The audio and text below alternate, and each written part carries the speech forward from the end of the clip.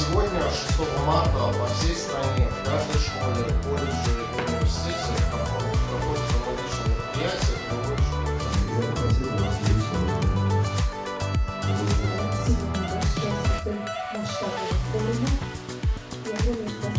В дальнейшем я выбрал профессию учителя математики благодаря делам.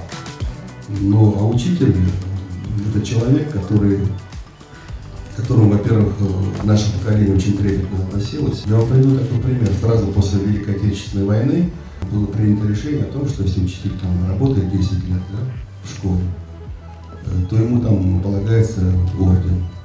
Если он 15 лет проработал, ему второй орден. Если 25 лет, орден Ленина, высшая награда страны. Выбор профессии мой был, наверное, определен, потому что я сначала влюбилась в свою учительницу английского языка, а затем я влюбилась в язык. И эта страсть во мне живет до сих пор. И эту свою страсть я пытаюсь передать всем своим ученикам. Наверное, это то, что желала бы я каждому из вас.